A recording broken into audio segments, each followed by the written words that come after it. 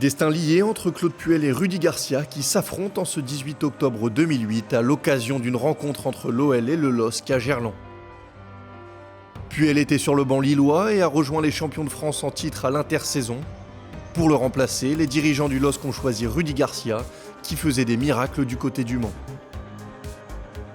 À Lyon, il n'y a pas que le coach qui a changé à l'été 2008. Les Gaunes ont fait une petite révolution après le doublé Coupe-Championnat de la saison d'avant. Coupé a laissé sa place à Loris et les petits nouveaux Pjanic, Ederson, Makoun ou encore Pition sont arrivés. Malgré ce chamboulement, le début de saison de Lyon est bon, très bon même, puisque les coéquipiers de Chris sont restés invaincus jusqu'à la 7e journée. Mais voilà, les Lyonnais restent sur une cinglante défaite à Rennes 3-0.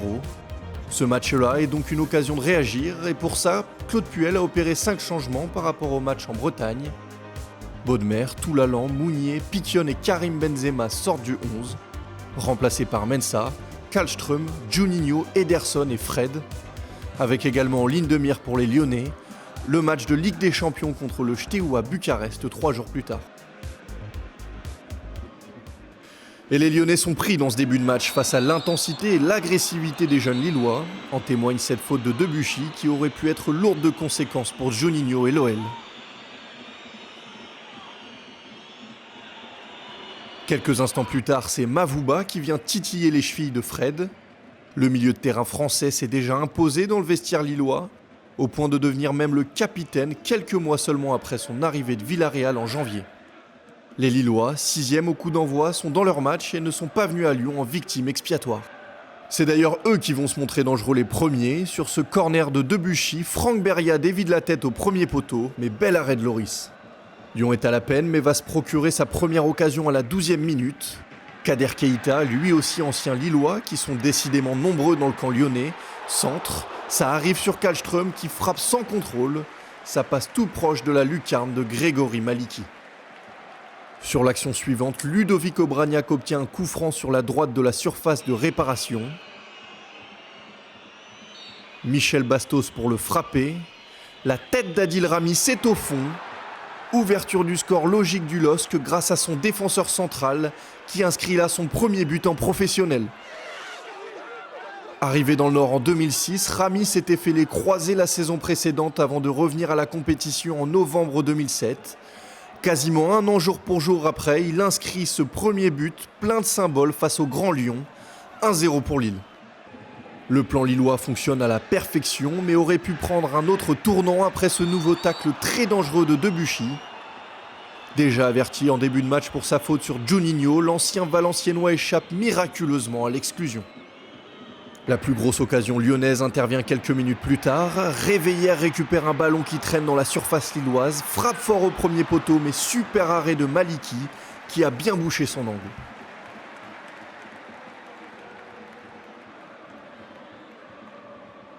Les Lyonnais vont finalement être récompensés à la 22e minute. Après cette faute de Beria sur Grosso, Juninho s'approche du ballon. Et comme à chaque fois, un frisson parcourt Gerland. C'est bien frappé, c'est dévié, ça rentre. C'est Aurélien Chedjou qui a été surpris par la trajectoire et qui dévie le ballon dans son propre but. L'OL s'en remet à son capitaine pour revenir au score. Alors que Claude Puel commence à s'agacer des nombreuses fautes lilloises, les Lyonnais vont de nouveau mettre le danger sur le but du LOSC juste avant la pause. Juninho par-dessus la défense, la reprise manquée de Chris. Ça arrive jusqu'à Kallström, c'est dégagé par Obraniak, mais les Lyonnais réclament quelque chose. Thierry Auriac ne bronche pas. Sur le ralenti, on se rend compte à quel point les Lillois s'en sortent bien après cette main de Beria dans la surface de réparation. À la pause, les deux équipes sont dos à dos.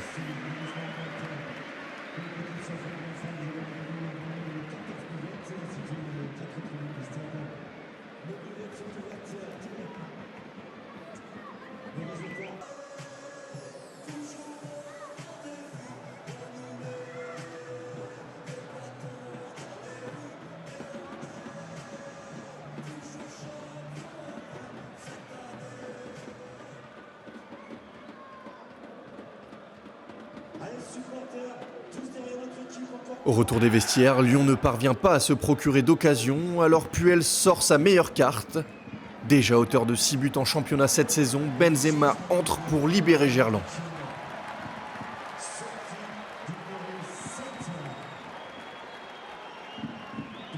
Mais 4 minutes après son entrée en jeu, ce sont les Lillois qui sont en position offensive.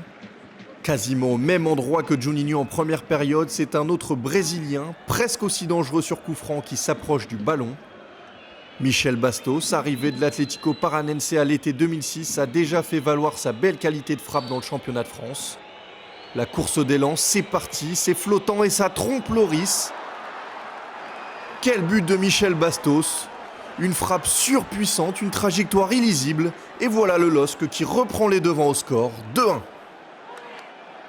Qui sait, c'est peut-être ce match et ce but qui a fini de convaincre les dirigeants lyonnais de le signer, puisqu'il fera le bonheur de l'Olympique lyonnais dès la saison suivante avec un transfert à 18 millions d'euros.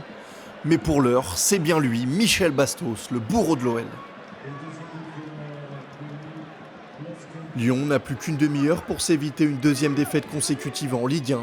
Ce serait alors une première depuis la saison 2006-2007. À un quart d'heure du terme, nouveau corner pour l'OL. Et attention parce que du côté de Lyon, coup de pied arrêté rime avec danger, puisque sur les 13 buts des Gaunes cette saison, 9 ont été inscrits sur une phase arrêtée. Juninho à la baguette, c'est parti et c'est repris par Grosso au second poteau. Pour son grand retour, l'Italien, qui n'avait plus joué depuis plus d'un mois après une blessure subie avec la Squadra Azzurra, le voilà non seulement de retour, mais aussi buteur. 2-2, Gerland exulte.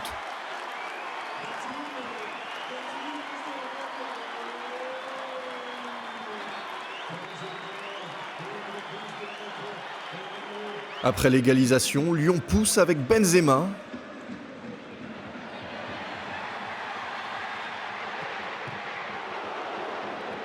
Mais Lille n'a pas dit son dernier mot, alors Rudy Garcia lance le petit prodige du club. À 17 ans, le Belge Eden Hazard va faire sa 7e apparition de la saison. Il entre à 6 minutes de la fin. Mais en 6 minutes, Hazard va avoir le temps de faire parcourir à tout Gerland un frisson de peur, avec cette grosse frappe soudaine. Heureusement pour Lyon, Loris est vigilant. Une dernière tête de Debuchy bien bloquée par le gardien de l'équipe de France et Monsieur Aurillac renvoie tout le monde au vestiaire. L'OL bouclera sa saison sans titre de champion de France, une première depuis 7 ans, et sera même éliminé prématurément de toutes les coupes. De son côté, le LOSC terminera à une belle 5e place, qualificative pour la Ligue Europa, et va continuer de bâtir l'équipe qui deviendra championne de France quelques années plus tard.